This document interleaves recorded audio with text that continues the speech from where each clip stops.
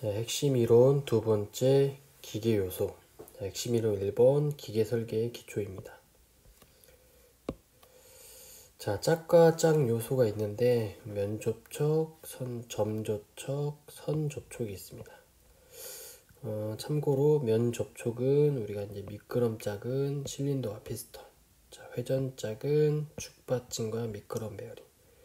자, 우리가 나사 짝은 나선 운동하는 나사.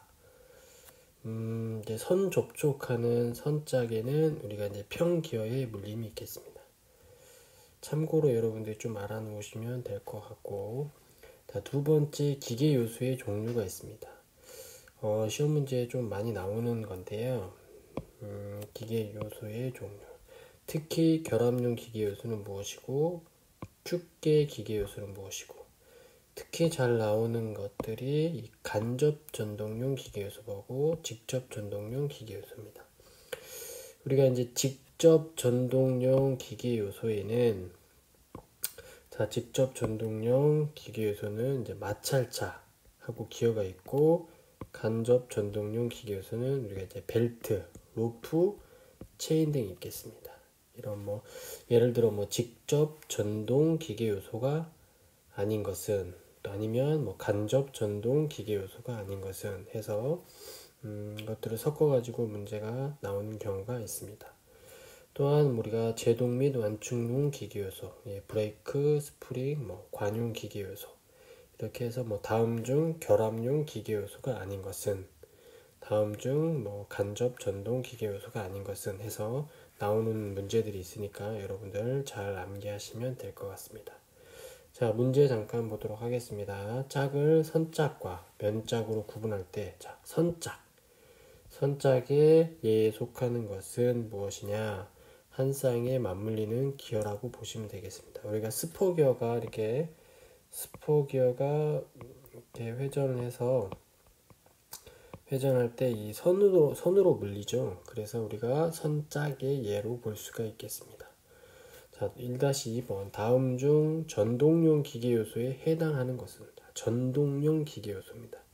자, 전동용 기계 요소는 이제 직접 전동이 있고 간접 전동이 있지만, 우리가 전동용 기계 요소는 동력을 전달하는 기계 요소로서 지금 보기에 보시는 것처럼 3번이 정답이 되겠죠. 볼트와 너트, 핀, 리벳 같은 것은 우리가 이제 결합용이라고 보면 되겠습니다. 결합용 기계 요소. 자, 그 다음에 이제 두 번째 응력을 보도록 하겠습니다. 응력은 이제 하중 상태에 따라 분류가 되는데, 인장하중 서로 잡아 당기고, 그 다음에 이제 압축하중, 전단하중, 굽힘하중, 비풀림 하중 있겠습니다. 이렇게 여러분들이 작용 상태에 따른 분류를 보시면 되고, 또한 작용 속도에 따라 분류를 보시면 이제 정하중, 자, 시간과 더불어 크기가 변화하지 않는 정지 하중이고, 교본 하중은 크기와 방향이 충격 없이 주기적으로 변하는 하중이며, 자, 충격 하중은 비교적 단시간에 충격적으로 작용하는 하중입니다. 자, 분포 하중은 어느 범위 내에서 분포되어 작용하는 하중, 즉 정하중, 교본 하중, 충격 하중, 분포 하중. 자, 가끔 작용 속도에 따라 분류한 예를 들어 단시간에 충격적으로 작용하는 하중으로 올바른 것은 해서 충격 하중을 찾는 문제들이 가끔 나오니까 여러분들 암기하시면 될 것 같습니다. 자, 응력을 보겠습니다. 자, 응력은 이제 정의보다는 이제 공식이 여러분들 중요합니다. 이 공식에 관련돼서 문제를 푸는 경우들이 많기 때문에 여러분 전단 응력이든 압축 응력이든 인장 응력이든 꼭 암기하십시오. 응력은 이렇게 암기하시면 됩니다. 이제 단면적분의 힘. 이제 여러분들 단면적은 보통 A로 표시하고, 힘은 이제 P나 파워나 아니면 포스에서 우리가 이제 F를 쓰는 경우도 있습니다. 그래서 단위는 이제 뉴턴 단면적이니까 밀리미터의 제곱이 되는데, 자, 이 단면적이 이제 원의 단면적이 될 수도 있고, 또한 이제 이렇게 직사각형의 단면적이 될 수도 있습니다. 그래서 이 원일대하고 직사각형일대하고를 구분해서 단면적을 힘으로 나눠주면 그것이 응력이 되겠습니다. 이게 이제 뭐 인장응력, 압축응력일 때도 있고, 자 여기 보시면 압축응력일 때, 그다음에 여기는 인장응력일 때. 자, 이 공식을 관련해서 문제를 계산하는 문제들이 나오니까 여러분들 응력을 구하는 공식은 꼭 암기하시기 바랍니다.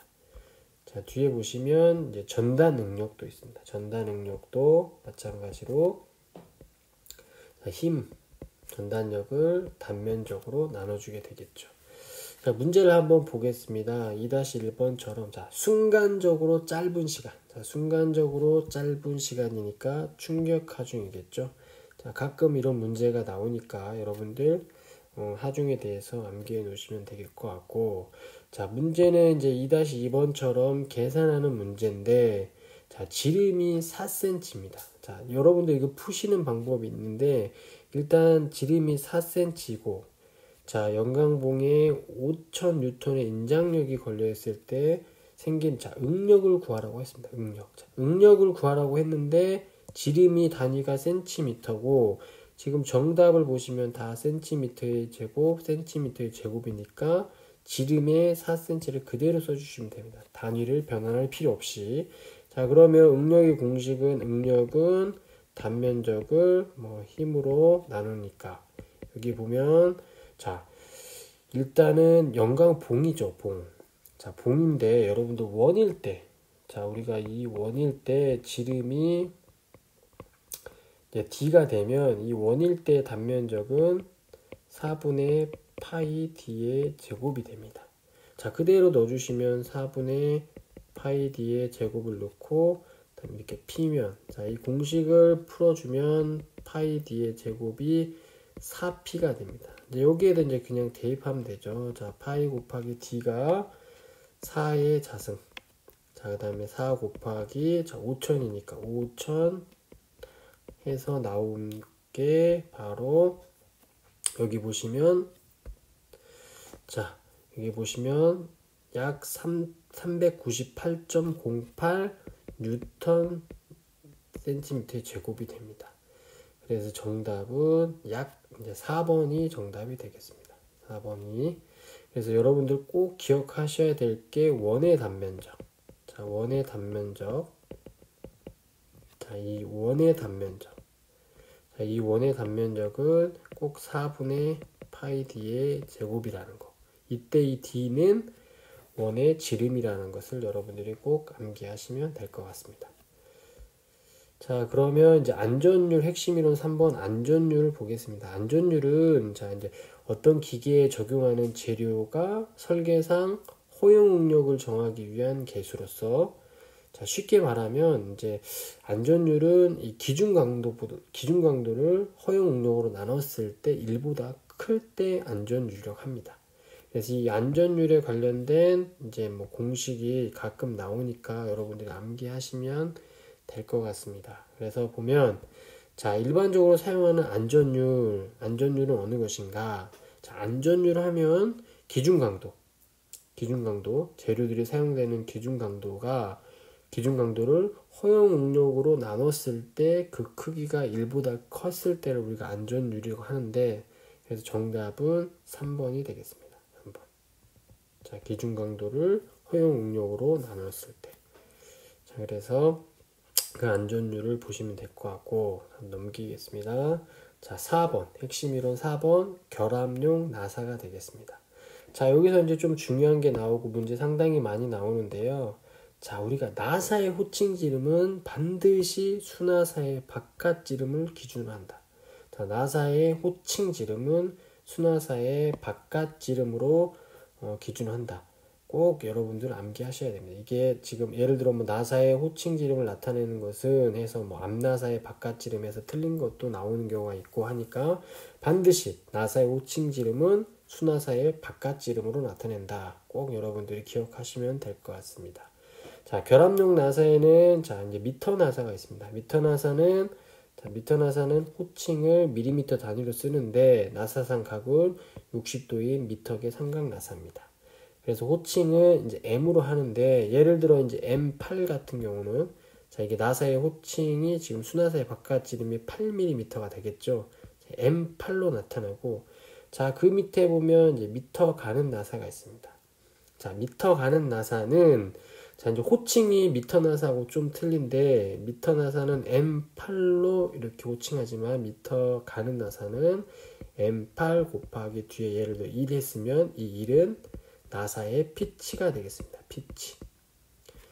그래서 나사의 피치를 뒤에 써주면, 아, 이것은 미터 가는 나사구나 라고 여러분들이 암기하시고, 나사의 지름에 비해 피치가 작아 예를 들어 뭐 강도가 필요한 곳이라든지 아니면 공작기계 이완 방지용 등에 사용되는데, 그래서 미터 가는 나사는 우리 호칭 뒤에 피치를 써준다라는 거 꼭 여러분들이 기억하시면 될 것 같습니다.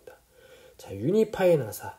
자, 유니파이 나사가 있습니다. 자, 유니파이 나사는 이제 60도인 인치계 나사입니다. 인치계 나사하고 유니파이 나사는 우리가 이제 ABC 나사라고도 합니다. 자, 왜 ABC 나사냐면, 이제 A면 이제 아메리카에서 미국, 자, B는 영국, 그 다음에 이제 캐나다, 이 세 나라가 협정에 의해 만들어진 나사니까, 우리가 A, 얘가 이제 B, 얘가 C 해서 우리 ABC 나사라고 합니다.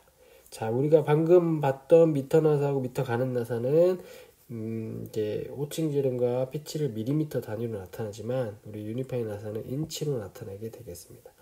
자, 방금 그럼 결합용 나사를 보셨고, 자, 이제 운동용 나사가 있습니다. 힘을 전달하거나 물체를 움직이게 할 목적으로 사용하는 나사를 운동용 나사인데, 대표적인 운동용 나사는 바로 사각 나사, 사다리꼴 나사, 톱니 나사, 볼 나사가 있습니다. 그래서 뭐 가끔 문제에 보시면 다음 중 운동용 나사가 아닌 것은 해서 결합용 나사를 써서 정답으로 찾는 문제들이 좀 나옵니다. 그래서 이제 사다리꼴 나사를 보시면 뭐 미터계 30도하고 인치계 29도가 있고, 자, 이 톱니 나사.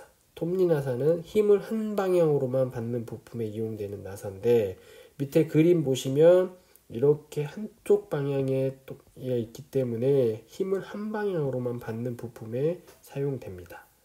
그 다음에 이제 그림 보시면 여기도 이제 사각 나사가 있겠고, 자, 중요한 게 가장 많이 나오는 게 이제 둥근 나사하고 우리가 볼 나사인데, 자, 둥근 나사 같은 경우에는 이제 먼지, 모래, 이 단어가 중요합니다. 먼지, 모래 등의 이물질이 나사상을 통해 들어갈 염려가 있을 때, 예를 들어 우리가 바깥에 보면 뭐 이렇게 전구 소켓이 있으면 이 안에 이제 둥근 나사가 들어가게 해서 이렇게 전구를 끼죠. 그래서 바깥에 먼지나 모래 등의 이물질이 나사산에 들어가도 괜찮은 그런 곳에 사용되는 나사를 우리가 이제 둥근 나사라고 하겠습니다. 둥근 나사. 또 하나는 이제 볼 나사가 있는데, 볼 나사는 나사 홈에 이제 이런 볼로 된 것들에 강구를 넣어서 원호상으로 된 나사 홈이 가공된 건데, 공작기계에 가장 많이 씁니다. 공작기계에 많이 사용되는 정밀 나사라고 보시면 되겠습니다. 자, 이런 운동용 나사가 있겠고, 자, 문제를 한번 풀어보겠습니다. 미터 나사입니다. 미터 나사. 설명으로 올바른 것은. 자, 미터 나사니까 뭐 60도는 맞고 운동용 나사고, 설명으로 일단 올바른 거죠. 자, 운동용 나사는 아니고, 자, 나사산의 각도는 60도가 맞겠습니다. 자, ABC 나사는 우리가 미터 나사가 아니고 인치계 나사로서 유니파이 나사라고 하죠. 유니파이. 그 다음에 이제 운동용 나사 아니고 피치 1인 이상 나사산 수로 나타내는 것도 아닙니다. 그래서 정답은 1번이 되겠습니다. 1번. 자, 4-2번 나사에 관한 설명으로 옳은 것은 되어 있는데, 자, 일단 여러분들 정답을 보시면 일단 나사의 리드 각과 비틀린 각의 합은 90도가 되겠습니다. 90도. 그 다음에 이제 4번을 보시면 자, 4번을 보시면 나사의 크기는 수나사의 골지름으로 나타나는 게 아니라 나사의 크기가 이제 호칭이란 말이죠. 호칭은 수나사의 바깥지름이죠. 바깥지름. 그래서 여기는 틀린 거고. 그 다음에 수나사의 바깥지름은 앞나사의 안지름이 아니라 수나사의 바깥지름은 앞나사의 골지름과 같습니다. 골지름. 그 다음에 이제 우리가 나사의 리드각과 비틀림 각은 90도라는 걸 알았고, 자, 우리가 이제 1번을 보시면 한 줄 나사, 두 줄 나사의 리드는 같다고 돼 있는데, 우리가 나사의 리드 이제 뒤에 부분에 가면 나오겠지만, 리드는 줄수 곱하기 피치가 되겠습니다. 자, 이거를 이니셜로 쓰면 줄수는 n 곱하기 피치가 되겠는데, 한 줄 나사, 즉 한 줄 나사일 때 이제 피치가 몇인지 모르겠지만 곱하기 여기 이제 몇이 들어갈지 모르겠지만 이 값하고, 두 줄 나사일 때는 2를 곱해야 되니까 여기에 이제 뭐가 들어갈지 모르겠지만 분명히 같지는 않습니다. 그래서 1번도 틀리게서 정답은 2번이 되겠습니다. 자, 나사의 리드에 대해서는 뒤에 가서 설명이 나오니까 그때 한번 보시기로 하겠습니다. 자, 넘기겠습니다. 자, 나오네. 마침 핵심 이론 5번 나사의 리드가 있습니다. 자, 나사의 리드는 뭐냐면 이게 이제 여러분들이 잘 암기하셔야 되겠죠. 자, 나사를 1회전 시켰을 때 축방향으로 이동한 거리를 우리가 리드라고 합니다. 리드. 자, 1회전 돌렸을 때 축방향으로 이동한 거리. 자, 그림을 잠깐 보시면, 자, 먼저 이제 피치를 알고 넘어가야 돼요. 피치는 나사산 이 꼭대기하고 다음 꼭대기의 거리를 우리가 피치라고 하고, 자, 이 리드는 무엇이냐? 리드. 자, 이 나사를 한 바퀴 돌렸을 때 이 나사의 축 방향으로 이동한 이 축 방향으로 이동한 거리를 우리가 리드라고 합니다. 그래서 리드는 앞서 설명한 것처럼 나사 줄수 곱하기 피치가 되겠습니다. 그래서 리드 L은 n 곱하기 피치가 되는데, 그러면 줄수가 한 줄 나사, 두 줄 나사, 세 줄 나사, 줄수가 늘어나면 늘어날수록 리드가 커지니까, 예를 들어 한 줄 나사보다는 세 줄 나사가 한 바퀴 돌렸을 때 축방향으로 더 앞쪽으로 많이 가겠죠. 그리고 이제 피치도 마찬가지고. 그래서 여러분 리드 상당히 시험에 많이 나오니까 꼭 암기하십시오. 리드는 줄수, 나사 줄수 곱하기 피치다 라는 거 꼭 암기하셔야 됩니다. 그래서 여기 보시면 이제 공식이 나와 있고, 자, 그래서 방금처럼 설명드리게 되었는데, 자, 여기 보시면 이 공식은 1회전, 즉 나사가 1회전 했을 때 우리 공식이면, 이제 나사 가끔 문제에 보면 나사가 뭐 5분의 1 바퀴 회전 아니면 10분의 1 회전했다고도 나오는데, 그럴 때는 우리가 원래 공식에다가 10분의 1 회전, 이 원래 공식은 1회전 했을 때니까 이 공식 뒤에다가 10분의 1 회전이니까 10분의 1을 곱해주면 10분의 1 회전했을 때 나사의 리드가 나오게 되겠습니다. 그 다음에 이제 우리가 유니파의 나사의 리드는 다음 공식, 인치계 유니파의 나사의 리드는 이 공식을 통해서 문제를 풀면 될 것 같습니다. 자, 그러면 문제 한번 보겠습니다. 다음 중 나사의 리드가 가장 큰 것은, 자, 리드 먼저 공식 한번 써보시면, 리드는 줄수 곱하기 피치이기 때문에 이 리드가 가장 큰 거는 한번 보면 되겠죠. 자, 1번을 보면, 자, 여기 해설 한번 보면, 자, 1번은 피치가 1mm니까 그래서 1을 넣어주고 4줄 나사니까 4니까 리드는 4mm가 되겠고, 자, 2번은 유니파의 나사 공식에 넣으면 6.35가 될 겁니다. 그 다음에 3번도 유니파의 나사 공식에 넣어보면 4.76이 되겠고, 자, 4번 같은 경우는 한 줄에다가 피치가 1.5니까 1.5 리드가 되겠습니다. 그러면 정답은 가장 큰 거니까 2번, 즉 2번이 되겠죠. 2번. 자, 2번이 될 것 같습니다. 자, 그러면 다음 핵심 이론 6번 볼트의 종류를 보겠습니다. 자, 볼트의 종류는 이제 우리가 관통 볼트, 탭 볼트, 스터드 볼트가 있는데, 이것들도 여기에 있는 내용들을 적어 놓고 이것은 무슨 볼트인지에 대해서 문제가 나오는 경우가 있겠습니다.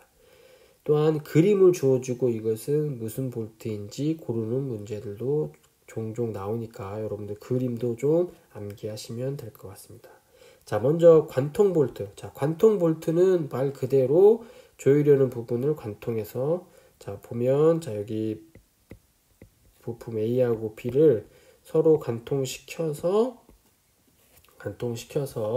여기에 이제 머리 부분 볼트를 넣고, 그 다음에 이 너트로 결합하는, 이게 바로 관통 볼트가 되겠습니다. 관통 볼트. 그 다음에 이제 탭 볼트는 뭐냐면, 관통 볼트를 사용하기 어려울 때, 자, 이렇게 A하고 B가 있을 때, B 쪽에다가 탭을 내가지고, 그 탭을 이용해서 결합하는, 나사 볼트가 바로 탭 볼트가 되겠습니다. 자, 스터드 볼트. 자, 스터드 볼트는 뭐냐면, 자, 양쪽 끝 모두가 순화사로 되어 있다는 겁니다. 자, 여기 보시면, 스터드 볼트는 순화사로 되어 있어서, 자, 부품 A하고 B가 있을 때, A는 구멍만 뚫고, B는 여기다 이제 탭을 내서, 자, 스터드 볼트를 이렇게 보시면, 양쪽에 다 순화사만 이렇게 나 있어서, 순화사가 나 있어서 나사를 관통하는 구멍을 뚫을 수 없을 경우에 사용하는 경우가 되겠습니다. 그래서 관통 볼트, 탭 볼트, 스터드 볼트를 보시면 되겠고, 자, 이제 특수 볼트가 있는데, 특수 볼트도 방금처럼 내용을 설명해서 이게 무슨 볼트인지 찾는 문제와, 아니면 방금처럼 그림을 그려가지고 이것이 무슨 볼트인지 찾는 경우가 있습니다.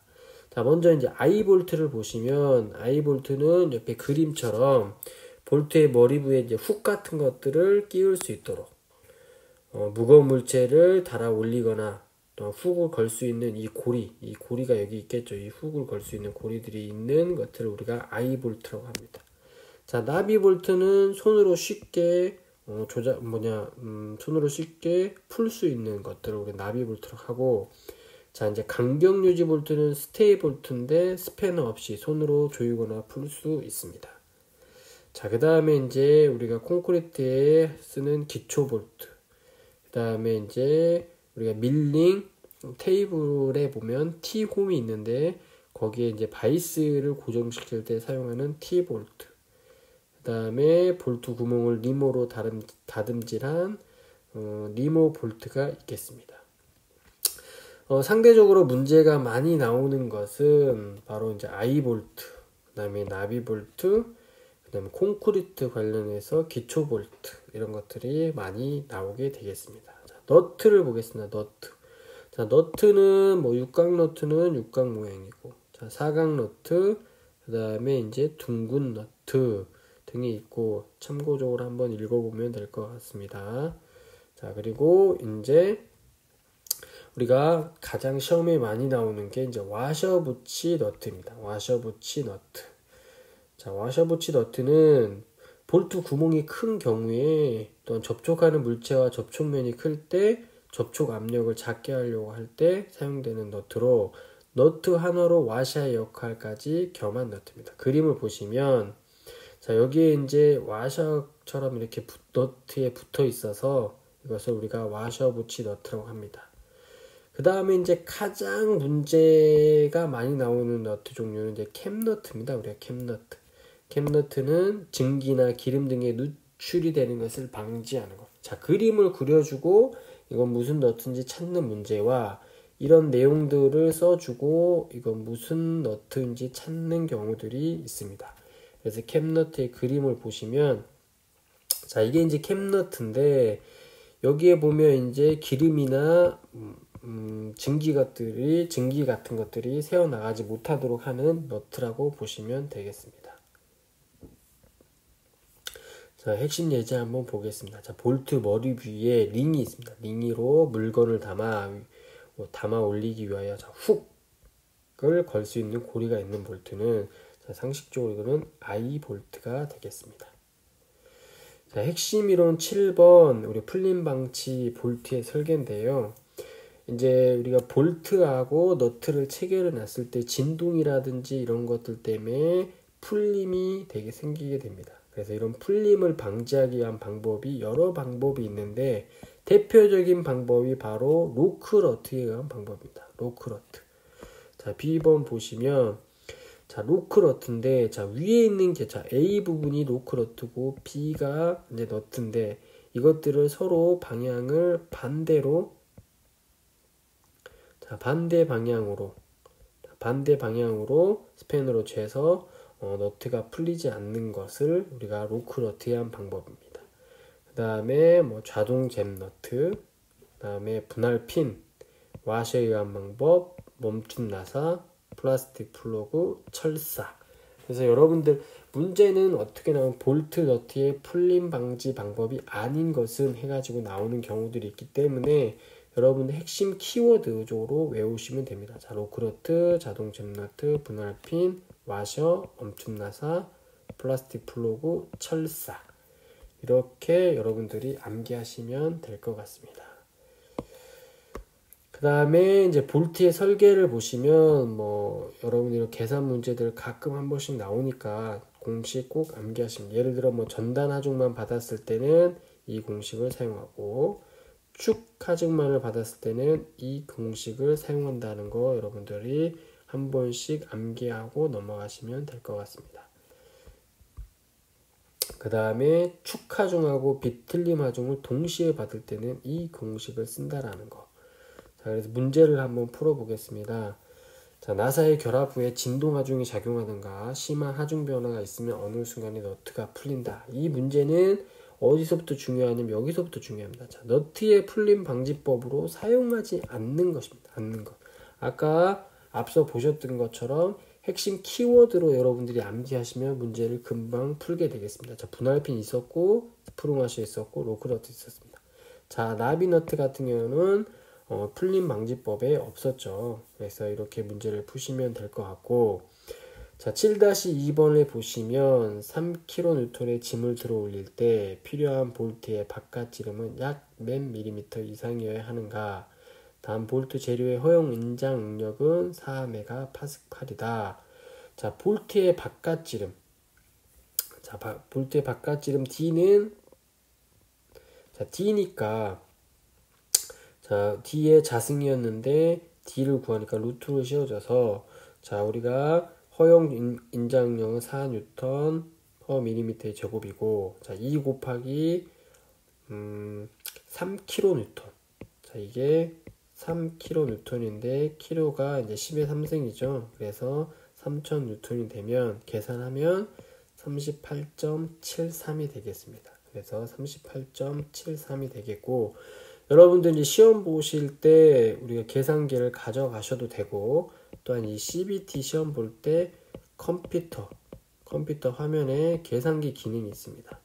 계산기 기능이 있으니까 그 계산기 기능을 사용하셔서 문제를 푸셔도 되겠습니다.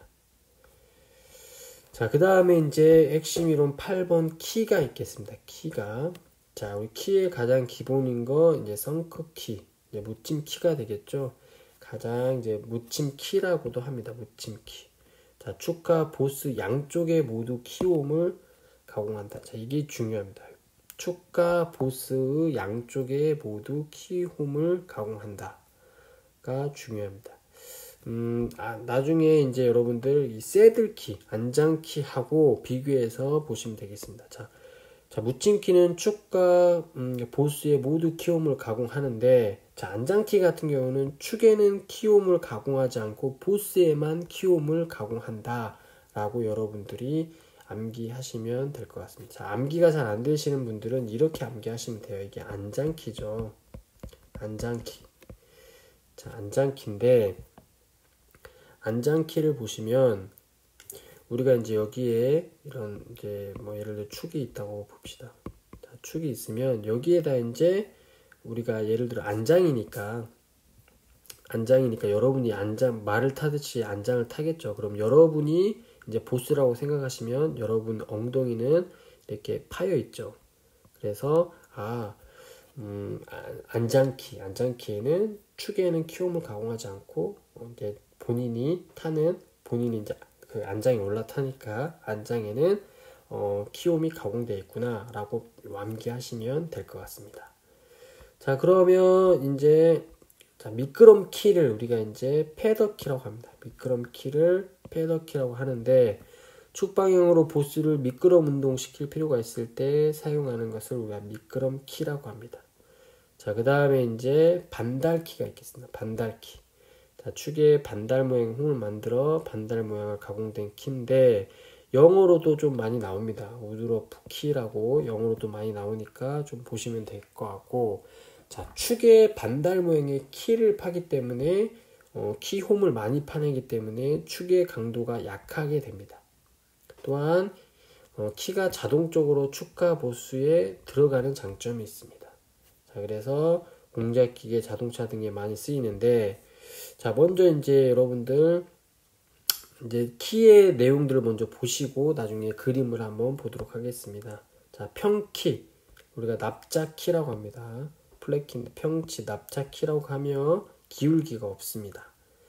그래서 보시면 되겠고, 자, 안장키는 또한 이제 새들키라고도 하며 키에는 기울기가 없고, 자, 중요한 건 축에는 키홈을 가공하지 않고 보스에만 키홈을 가공한다. 그래서 축의 키홈을 가공하지 않으니까 축의 강도 저하가 없죠. 아까 축의 강도가 가장 크게 저하되는 것은 바로 이제 축의 키홈을 깊게 파는 반달키가 되겠습니다. 반달키. 그 다음에 뭐 점성키, 둥근키 등이 있는데, 여기 보시면 이제 우리가 이제 새들키가 있습니다. 새들키, 안장키인데, 자, 축에는 키홈을 가공하지 않고 보스에만 키홈을 가공하는 것을 우리가 이제 새들키라고 하는데, 여기 보시면 자, 이게 이제 축인데 축에는 키홈을 가공하지 않고 보스에만 가공이 되겠죠. 하지만 이제 여러분들, 자, 우리가 이제 아까 묻힘키 같은 경우는 묻힘키는 이렇게 있으면 묻힘키는 키홈을 이렇게 가공을 합니다. 키홈을. 하지만 새들키는 키홈을 가공하지 않는다는 거 좀 보시면 되겠고, 뒷부분에서 그림을 한번 더 보시면, 자, 이제 원뿔키가 있습니다. 이렇게 원뿔키가 있고, 자, 그 다음에 이제 반달키가 있는데, 반달키는 축에 우리가 반달 모양의 키를 더 많이 파이기 때문에 이 축의 강도가 저하되겠죠. 강도가 저하가 되겠습니다. 그 다음에 이제 여러분들 스플라인이 많이 나오는데, 자, 축에 여러 개의 키홈을 파서 자, 큰 동력을, 큰 토크를 전달할 수 있는 게 바로 스플라인입니다. 자, 스플라인. 이렇게 축에 여러 개의 키홈을 파게 되겠죠. 자, 키홈 하나만 파는 게 아니라 이렇게 여러 개의 키홈을 파서 큰 토크를 전달할 수 있는 게 바로 스플라인이 되겠습니다. 자, 그럼 문제를 한번 보겠습니다. 자, 축과 보스 사이에 2, 3곳을 축 방향으로 쪼갠 원뿔을 때려박아요. 다 원뿔을 때려박았습니다. 자, 원뿔을 때려박아 축과 보스를 헐거움 없이 고정하는 것은 바로 우리가 원뿔 키가 되겠습니다.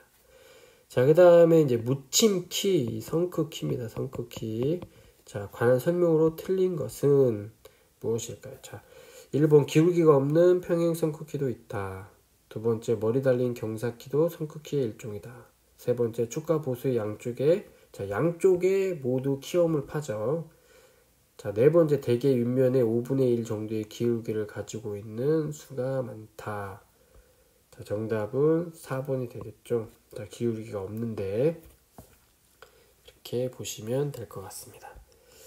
자, 그 다음에 이제 우리가 결합용 기계요소로 핀을 보겠습니다. 자, 핀.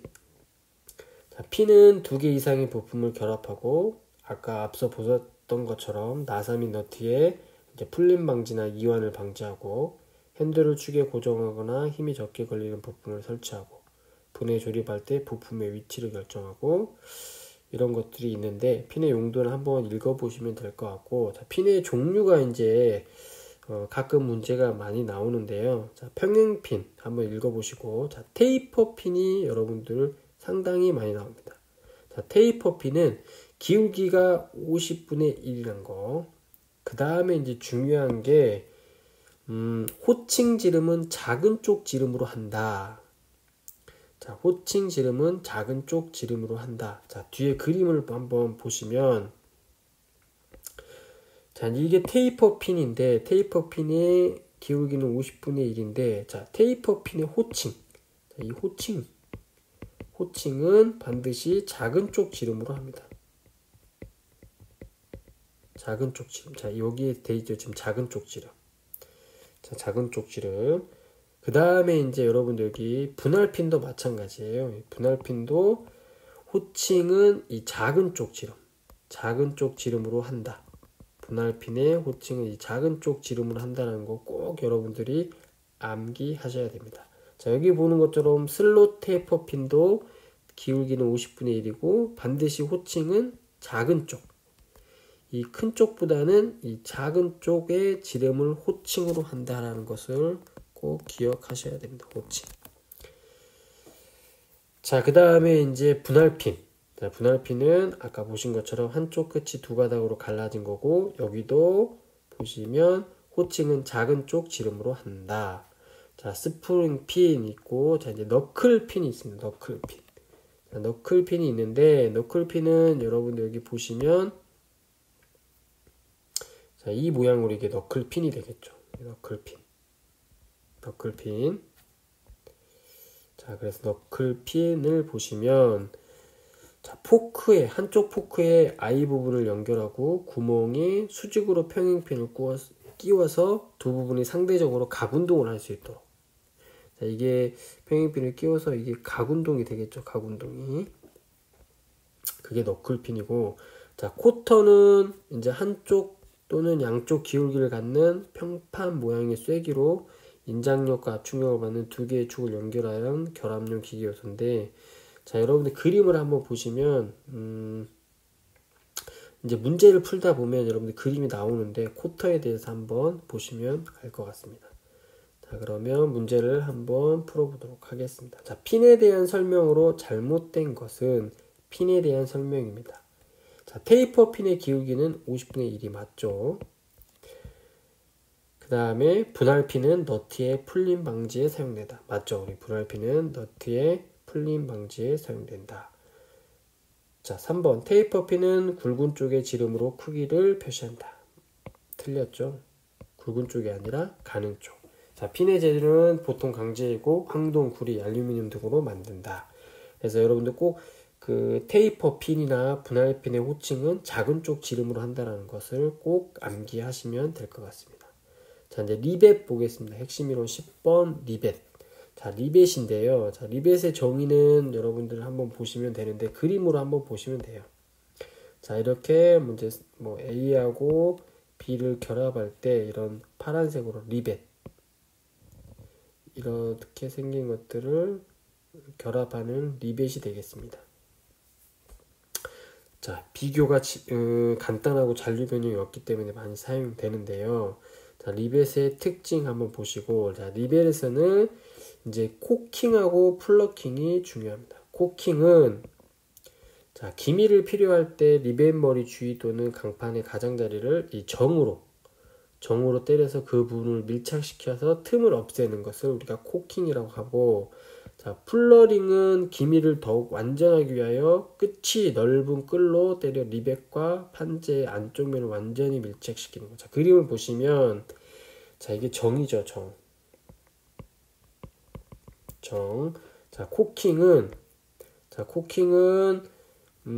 가장자리 이 리벳의 가장자리를 정으로 때려서 그 부분을 밀착시켜서 기미를 필요하게 하는 거고, 자, 플러링은 기미를 더욱 완전하게 하기 위해서 판재를 이렇게 때려가지고 안쪽 면을 완전히 밀착시키는 것을 우리가 플러링이라고 합니다. 그래서 코킹과 플러링 여러분들 리베팅에 필요한 작업이라고 보시면 되겠습니다. 자, 용도에 의한 리벳 분류는 한 번씩 여러분들이 읽어보시면 될 것 같습니다. 자, 그 다음에 이제 한번 보겠습니다. 문제. 자, 리베팅이 끝난 뒤에 리벳 머리의 주위 또는 강판의 가장자리를, 자, 무엇보다도 이제 다 문제를 몰랐을 때도 리베팅이 끝나면 코킹과 플러링이 하는데, 자, 이 정으로 때리는 거. 정으로 때리고 강판의 가장자리를 때리는 것은 무엇이냐? 바로 코킹이 되겠죠. 코킹. 이렇게 보시면 될 것 같습니다. 핵심 이론 11번 축에 대해서 한번 보겠습니다. 자, 축. 작용 하중에 의한 분류가 있는데요. 뭐 차축, 전동축, 스핀들이 있는데, 참고적으로 보시면 될 것 같고, 자, 외부 형태한 분류, 직선축, 플렉시블 축이 있는데 참고로 보시면 될 것 같고, 중요한 건 이제 축을 설계할 때 고려되는 사항으로 아닌 것은 해서 문제가 가끔 나옵니다. 그래서 보시면 강도, 응력 집중, 변형, 진동, 열응력, 열팽창, 부식 등이 있습니다. 그래서 축을 설계할 때 고려되는 사항으로 아닌 것은 해서 가끔 문제가 나오니까 여러분들 암기하시면 좋을 것 같습니다. 자, 그래서 한번 보겠습니다. 문제를. 강선을 나사 모양으로 2중, 3중 감아 만든 축으로서 자유로이, 자, 여기 보시면 자유로이 휠 수 있는 축. 자, 자유로이 휠 수 있는 축은 우리가 플렉시블 축입니다. 자, 플렉시블 축입니다. 플렉시블.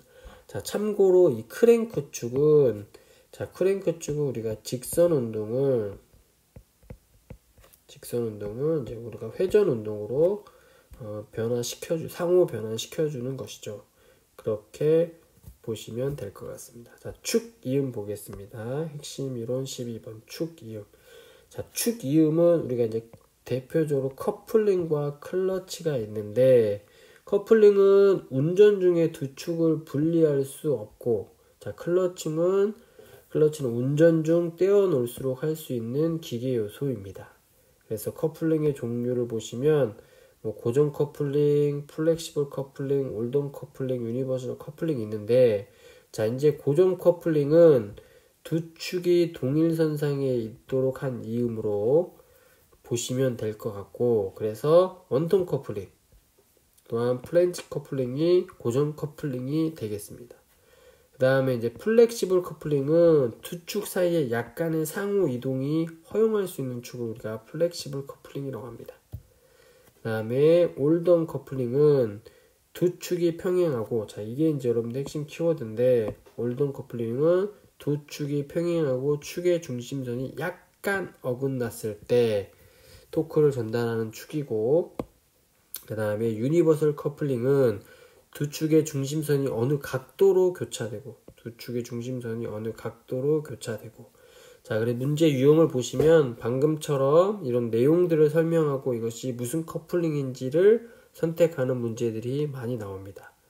그래서 문제를 여러분들 기출문제를 많이 풀어보시고 그 기출문제에 나왔던 문제 핵심 키워드를 암기하시면 여러분들 문제 푸시는데 어려움이 없을 것입니다. 핵심 예제를 보시면, 자, 이런 이제 핵심 키워드를 암기하셔야죠. 두 축 이음 중 두 축이 평행하고, 자, 두 축이 평행하다. 두 축이 평행하고 각 속도의 변동 없이 토크를 전달. 각 속도의 변동 없이. 자, 이럴 때 사용되는 커플링은 바로 올덤 커플링이 되겠습니다. 올덤 커플링. 자, 그러면 이제 플렉시블 커플링의 핵심 키워드는 두 축 사이의 약간의 상호 이동이죠. 두 축 사이의 약간의 상호 이동. 자, 유니버셜 커플링의 핵심 키워드는 중심선이 어느 각도로 교차. 자, 중심선이 어느 각도로 교차. 자, 이렇게 핵심 키워드로 암기하시면 될 것 같습니다. 자, 13번 기어 보겠습니다. 기어.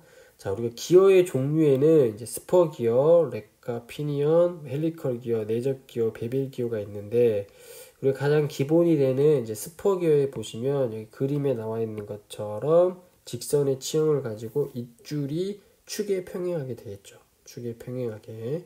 자, 이제 우리 렉과 피니언은 회전 운동을 직선 운동으로 바꿔주고 직선 운동을 회전 운동으로 바꿔주는 이제 렉하고 피니언을 같이 보시면 되겠고, 자, 헬리컬 기어는 스퍼 기어하고 비교하셔서, 자, 여기 그림 보시면 이제 헬리컬 기어가 있는데, 이 헬리컬 기어는 이의 물림이 좋아서 조용하나 이제 축 방향으로 추력이라는 하중이 발생된다는 단점이 있다는 거 보시면 되겠고, 자, 내집 기어.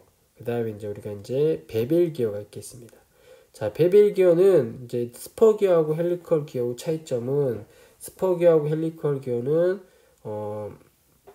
축 두 개가 이제 평행한 반면에 베벨 기어는 축이 이제 교차가 되겠죠. 교차가.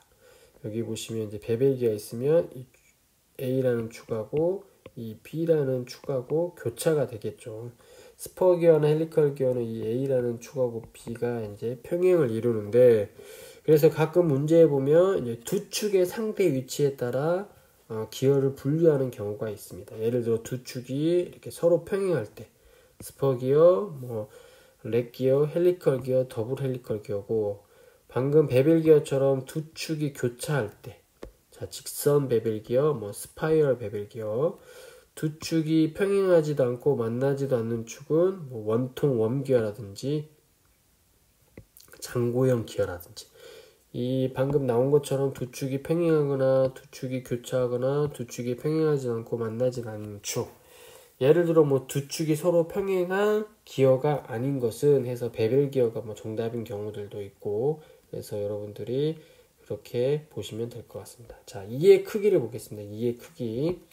자, 기어의 이의 크기는 이제 세 가지로 나타납니다. 자, 모듈, 원주 피치, 지름 피치가 있는데, 자, 원주 피치, 모듈, 지름 피치가 있습니다. 그래서 이제 기준으로 이제 모듈을 구하는 문제가 많이 출제되니까 여러분들이 공식을 좀 암기하시면 좋을 것 같고, 이 공식을 좀 암기하시고, 또한 우리가 이제 우리가 비무장지대를 뭐라고 하냐, 비무장지대를 우리가 이제 DMZ라고 합니다. 그래서 비무장지대, 기어하면 비무장지대를 외우셔서, 자, D는 M, Z 해서 우리가 D는 이제 여기다 P자를 붙여서 이제 얘가 피치온 지름이 되겠습니다. 피치온 지름이 되겠고, 얘는 이제 모듈, 그 다음에 얘는 기어의 이수가 되겠습니다. 그래서 공식을 외우실 때 DMZ, D는 피치온 지름, 자, M은 모듈, 그 다음에 이수. 그래서 여러분 예를 들어 뭐 이수를 구해라 하면 이수는 모듈을 피치온 지름으로 나눠 가지고 구하는 문제들이 많이 나옵니다. 그래서 이 공식을 좀 암기해 주시면 될 것 같습니다. 그 다음에 이제 표준 기어의 중심거리가 있겠습니다. 중심거리. 자, 여기 보면 기어 1이 있고 기어 2가 있는데, 이 기어 2, 스퍼 기어 두 개가 맞물려서 돌아가겠죠. 이 맞물릴 때 이 기어 1 중심하고 기어 2 중심 사이의 거리를 우리가 이제 중심거리라고 하는데, 이 중심거리는 이제 여러분들 보시면 피치원 지름이 D1, 그 다음에 2번의 피치원 지름이 D2인데, 이 피치온 지름 두 개 더한 거를 2로 나누는데, 이 피치온 지름은 방금 말씀하셨던 것, 방금 여러분 얘기했던 것처럼 D는 MZ.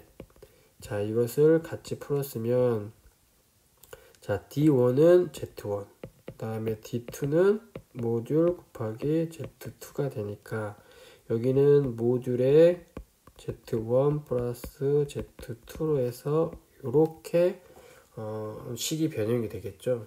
그래서 이제 모듈도 주어주고 이수를 기어 2라고 기어 2를 알면 중심 거리를 구할 수 있겠습니다.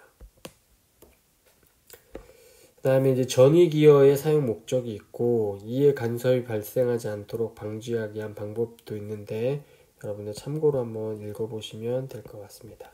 자, 웜 기어가 있습니다. 웜 기어. 웜 기어는 치면에서 미끄럼이 커서 전동효율이 떨어지고 중심거리 오차가 있을 때 마멸이 심하고, 자, 이제 여기서 보면 역전을 방지할 수 있고 소음이 작아 정숙한 회전이 가능하다 라고 여러분들 꼭 암기하시면 될 것 같습니다. 웜기어, 웜기어.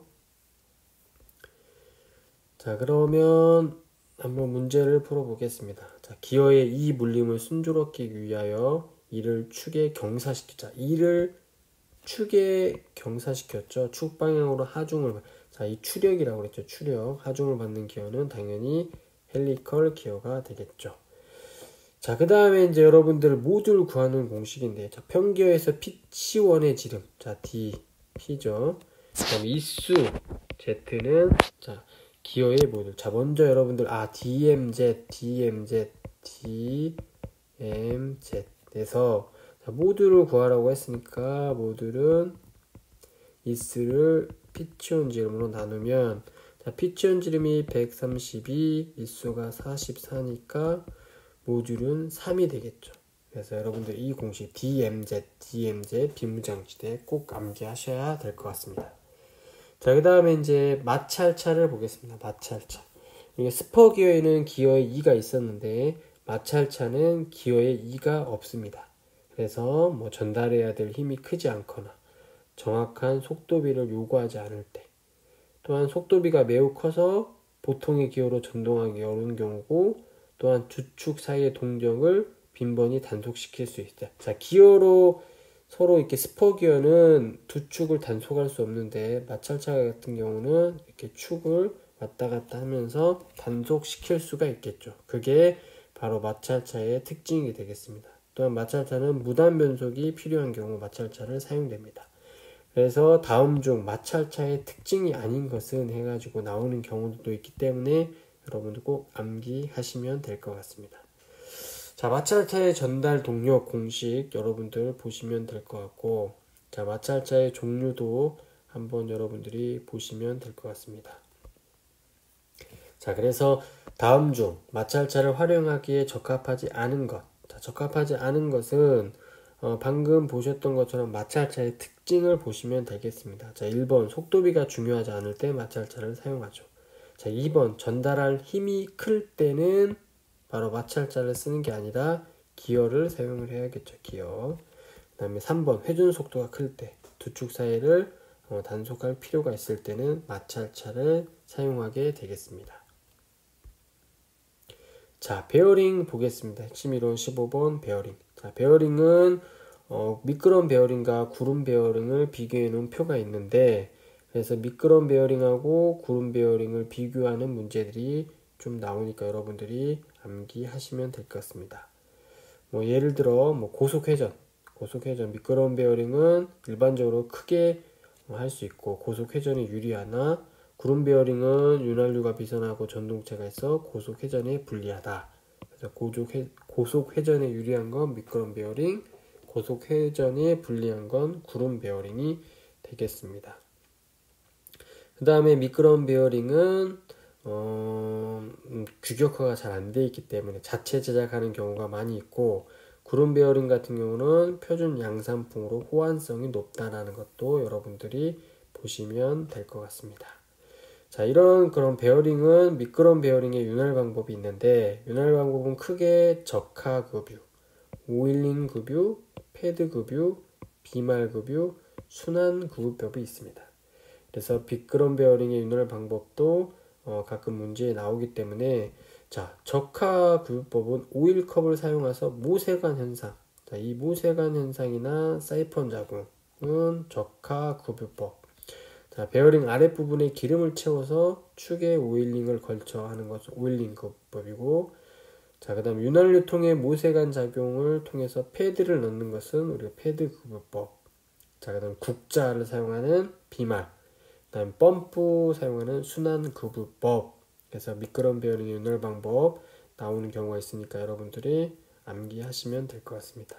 그 다음에 문제에 많이 나오는 게 볼 베어링의 구성 요소입니다. 자, 볼 베어링은 자, 내륜, 자, 외륜, 리테이너가 있습니다. 그 중에 이제 리테이너의 목적, 리테이너의 역할, 베어링 볼의 간격을 유지시키고 간격을 일정하게 유지시켜주는 기능을 우리가 리테이너가 한다라고 보시면 될 것 같고, 그림을 보시면 이제 볼 베어링의 구성 요소를 보시면, 자, 먼저 이제 볼이 있겠고, 자, 이제 바뀐데 이걸 우리가 이제 외륜이라고 하죠. 외륜. 그 다음에 이제 안쪽에 있는 것을 내륜. 또한 이런 볼을 일정한 간격으로 유지시켜주는 이 리테이너가 있겠습니다. 그래서 가끔 이 리테이너의 목적, 역할에 대해서 나오는 문제들이 있고, 볼 베어링의 구성 요소가 아닌 것은 해서 나오는 문제들이 있습니다. 그렇게 보시면 될 것 같습니다. 자, 작용 하중 방향에 따른 베어링의 분류가 있는데, 자, 레이디얼 베어링이 있고 스러스트 베어링이 있고 테이퍼 베어링이 있습니다. 자, 작용 하중이 어느 방향에 따라 베어링 하중에 따라 분류가 되는데요. 자, 레이디얼 베어링은 축선의 직각으로 하중이 작용합니다. 자, 여기 보시면 이제 레이디얼 베어링이 있는데, 자, 레이디얼 베어링은 축선이 이렇게 있으면 하중이 축선의 직각으로, 자, 레이디얼 방향으로 작용하기 때문에 레이디얼 베어링이 되겠습니다. 그 다음에 이제 스러스트 베어링은, 자, 스러스트 베어링을 보시면 축선이 이렇게 있으면 축선과 같은 방향. 자, 축선과 같은 방향으로 하중이 작용하니까 스러스트 베어링이 되겠습니다. 자, 테이퍼 베어링은, 자, 이 레이디얼 하중과 스러스트 하중이 동시에 받는 거죠. 동시에. 자, 축선과 직각 방향인 건 레이디얼 하중과, 그 다음에 축선과 같은 방향인 하중을 동시에 받는 걸 우리가 테이퍼 베어링이라고 하겠습니다. 그래서 뭐 이제 문제에 보면 축선의 직각이거나 아니면 축선의 같은 방향이거나 아니면 동시에 받는 거, 이런 것들을 써놓고 무슨 베어링인지 찾는 문제가 상당히 많이 나옵니다. 자, 그 다음에 이제 니들 롤러 베어링이 있는데, 자, 니들 롤러 베어링은 무엇보다도 여러분들 이것만 암기하시면 됩니다. 자, 지름 5mm 이하의 바늘 모양의 롤러를 사용한다. 자, 지름 5mm 이하의 바늘 모양의 롤러를 사용한다고 하면 니들 롤러 베어링이라고 여러분들이 정답을 선택하시면 되겠습니다. 한 가지 더 뭐 암기하시면 좁은 장소나 충격 하중이 있는 곳에 사용한다 라고 여러분들이 보시면 정답을 금방 찾을 수 있을 겁니다. 자, 베어링. 자, 베어링에는 자주 출제되는데요. 자, 보시면 일단 자동 조심 롤러 베어링, 자, 오일리스 베어링, 피벗 베어링, 칼라 베어링, 단일체 베어링, 분할 베어링이 있는데, 자동 조심 롤러 베어링의 핵심 키워드는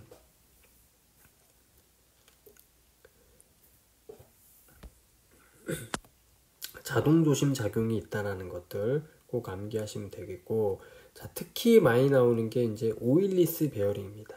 자, 금속 분말에 가압 소결해서 성형한 뒤에 거기에 이제 윤활유를 넣으면 윤활유를 입자 사이 공간에 스며들게 해서 급유가 곤란한, 자, 급유가 곤란한 베어링이나 급유를 하지 않는 베어링에 사용하는 것이 바로 오일리스 베어링이 되겠습니다.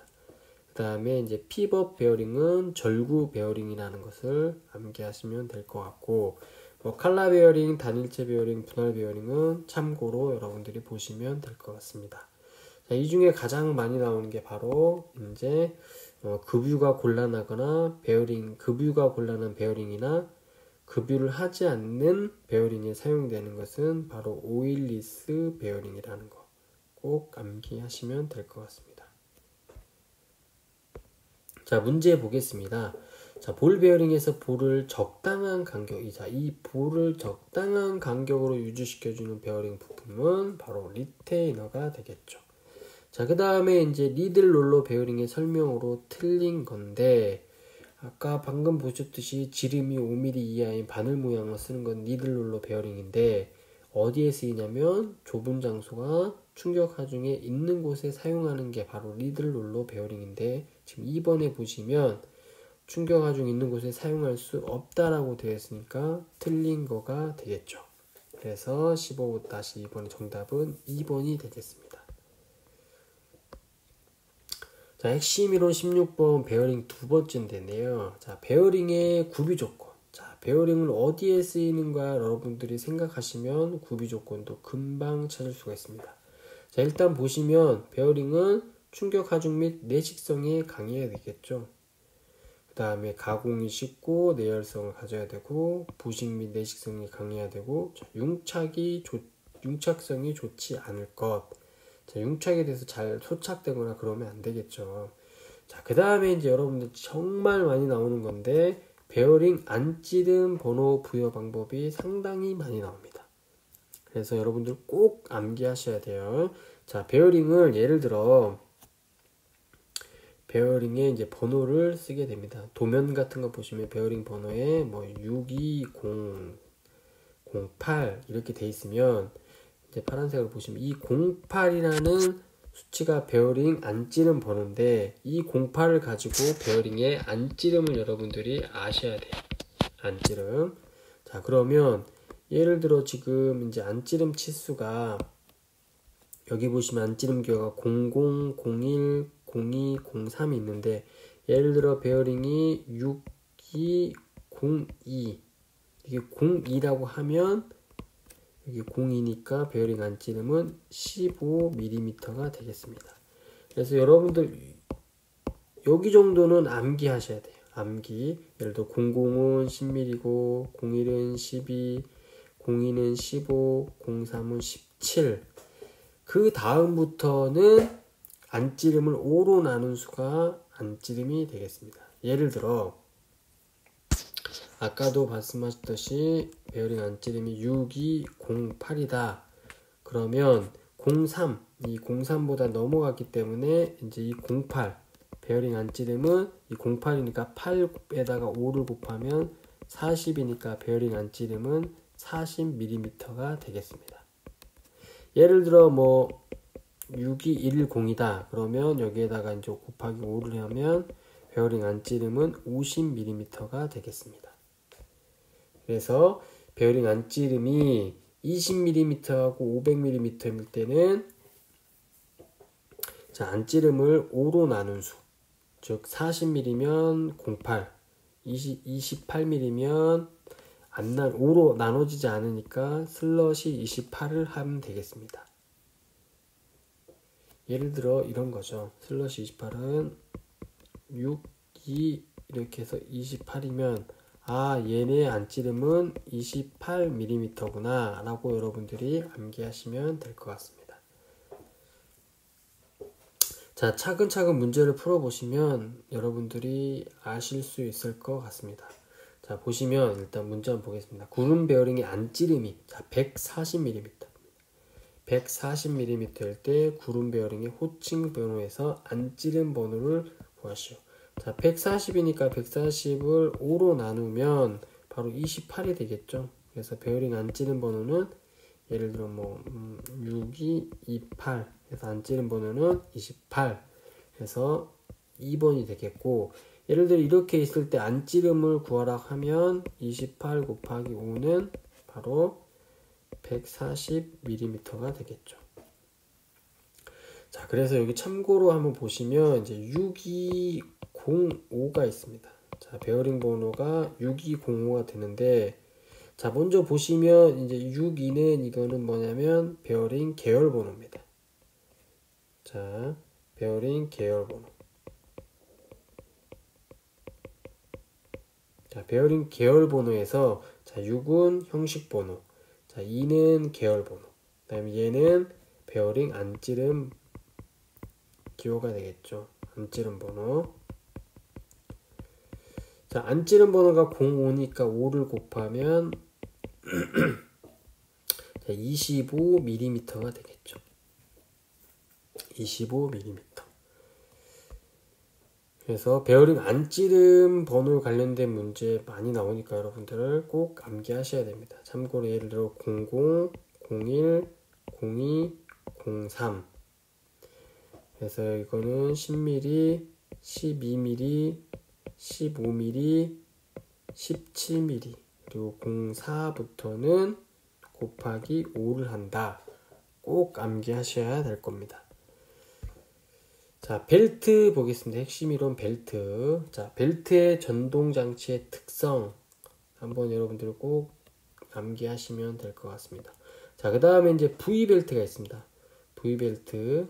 자, 우리가 이제 평벨트하고 V벨트가 있는데요. 이 평벨트하고 V벨트하고 비교해서 특징을 암기하시면 되겠습니다.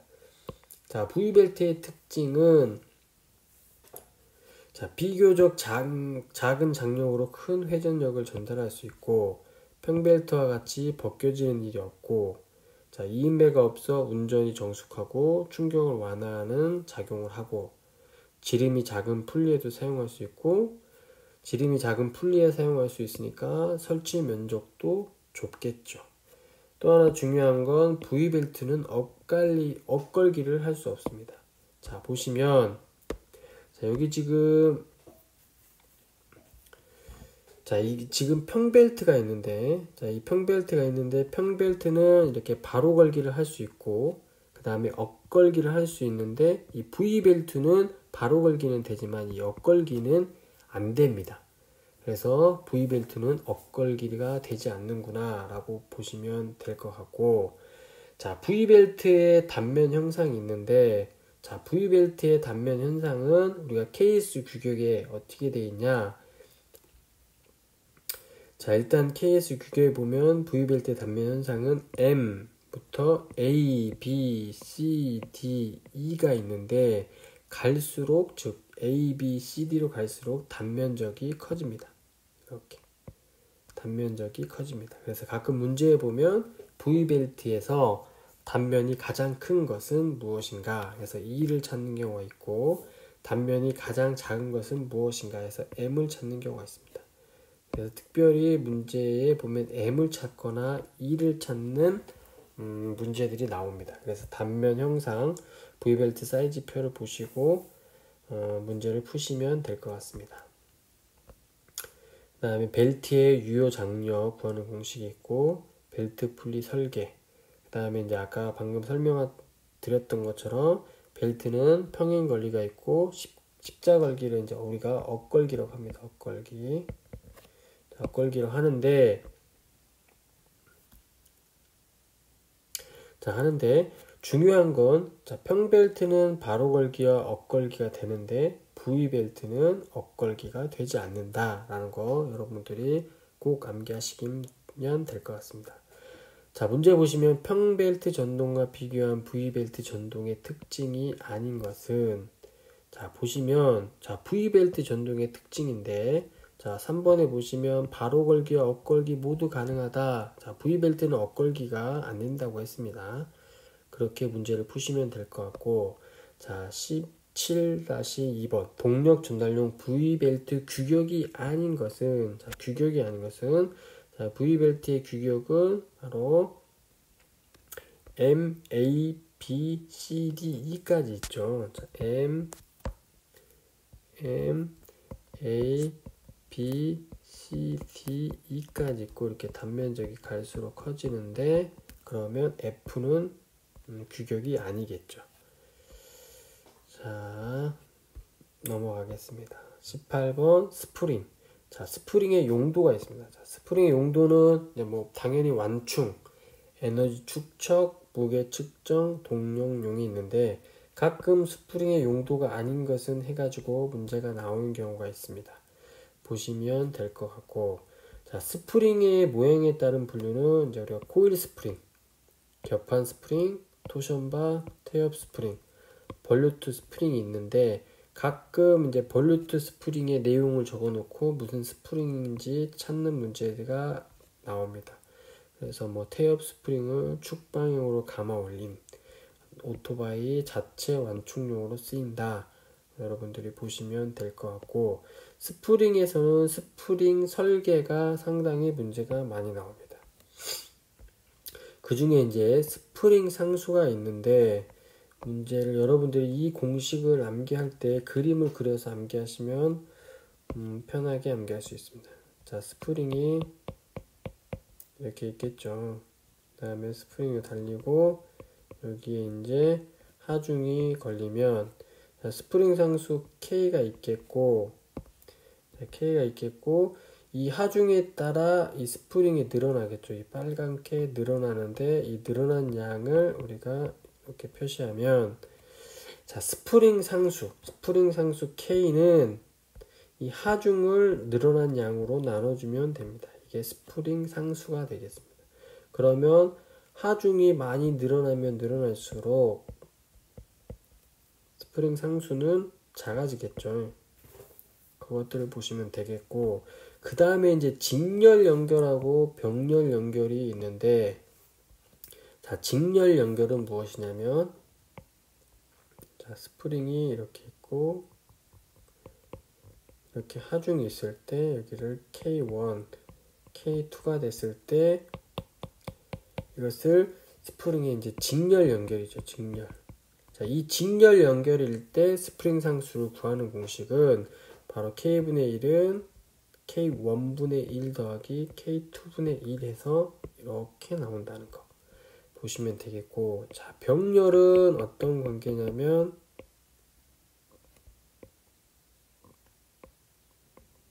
자, 하중이 여기에 걸리고 여기 K1, K2가 있으면 병렬 관계가 돼서 이 병렬일 때 총 스프링 상수는 K는 이 스프링 상수 K1 더하기 K2 해서 쭉 있는 것들을 더하면 병렬 연결이 되겠습니다. 그런데 이제 여러분들 어떤 문제가 나오냐면, 자, 스프링이 이렇게 있는데 한쪽에는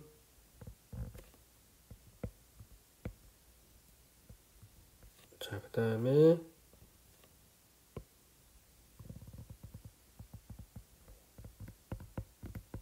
하중이 걸리고 K1, K2, K3가 있습니다. 자, 조합 스프링일 때는 자, 이쪽에서는 직렬로 여러분들이 스프링 상수를 구하고, 그 다음에 이제 이 A하고 이 K3, B하고 서로 병렬 관계로 스프링 상수를 구해서 총 스프링 상수를 구해서 문제를 푸시면 될 것 같습니다. 그 다음에 이제 스프링 지수가 있습니다. 스프링 지수는, 자, 스프링 지수의 공식은 스프링 전체의 평균 지름과 소선의 지름인데, 자, 두껍게 제가 한번 그려보면, 자, 코일 스프링이 이렇게 있습니다. 자, 코일 스프링이 이렇게 있으면 이 스프링의 평균 지름이 있을 겁니다. 이 스프링의 평균 지름이 있고, 그 다음에 이 이제 스프링의 소선의 지름이 있습니다. 소선의 지름. 이때 스프링 지수는 스프링의 평균 지름을 소선의 지름으로 나누면 스프링 지수가 된다라는 그 공식을 꼭 여러분들이 암기하시면 될 것 같습니다. 자, 그럼 문제를 한번 보기 전에, 자, 철강제 스프링 재료가 갖춰야 할 조건은 한 번씩 읽어보시면 될 것 같습니다. 자, 18-1번 한번 보겠습니다. 다음과 같이 접수된 스프링의 100N, 자, 이게 100N이죠. 100N의 하중이 작용할 때 처짐량은 얼마인가? 자, 처짐량을 구하라는 문제입니다. 자, 먼저 스프링 상수 K는 하중을 이렇게 처짐으로 구하면 되는데, 이 총 스프링 상수를 구하면 되겠죠? 이 총 스프링 상수는 지금 직렬로 연결되어 있으니까 먼저 이 하중, 이 변형량, 처짐량을 구하면 되니까 이렇게 자리를 바꾸면 처짐량은 K분의 W이 되겠죠. 자, 이 W는 바로 우리가 100N이고, 이 여기 있는 K는 여기에서 직렬해서 스프링 상수를 구해서 넣으면 이제 처짐량을 구할 수 있을 것 같습니다. 그래서 해설 한번 보시면 될 것 같습니다. 그래서 보시면 지금 전체 스프링 상수가 3분의 25가 되니까 이 3분의 25를 넣고 100N 하면 정답은 12mm의 처짐량이 되겠습니다. 자, 18-2번 코일 스프링의 전체 평균 지름이 20mm, 소선의 지름이 2mm라면, 자, 여기 보시면 코일 스프링이 이렇게 있겠죠. 자, 코일 스프링이 이렇게 있고 평균 지름, 자, 코일 스프링의 평균 지름, 자, 이 평균 지름이 바로 20mm, 그 다음에 이 소선의 지름이 바로 2mm일 때, 자, 스프링 지수 C는 앞서 설명드렸듯이 평균 지름치 하고 소선의 지름 나누면 되니까 이게 20에 2니까 정답은 11이겠죠. 자, 여러분들 이런 공식이 생각이 안 나면 이제 문제를 맞히는 방법 중에 하나 팁을 드리면, 일단 곱해보거나 이제 나온 수들을 곱해보거나 나눴을 때 떨어지는 수가 있으면 그게 정답이라고 보시면 되겠습니다.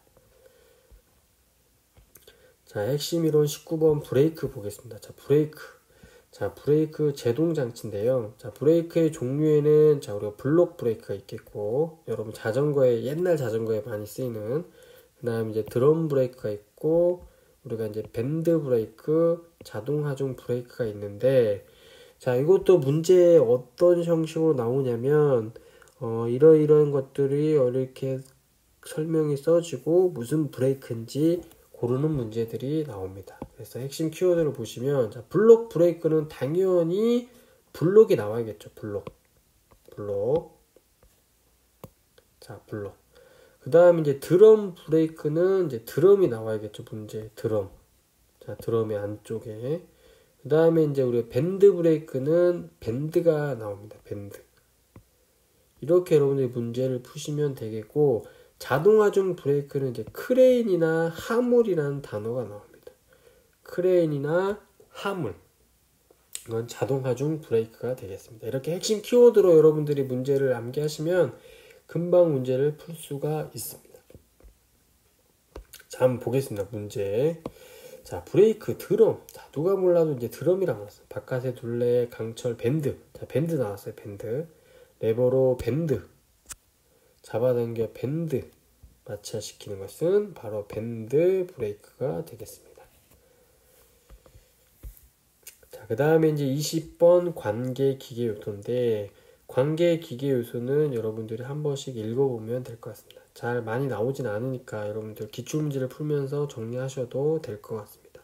자, 문제만 한번 보겠습니다. 자, 역지 밸브라고 하면, 자, 유체를 한 방향으로만 흘러갑니다. 유체를 한 방향으로 흘러가게 하는 것은, 그 다음에 역류하지 않도록 하는 것은 체크 밸브가 되겠습니다. 체크 밸브.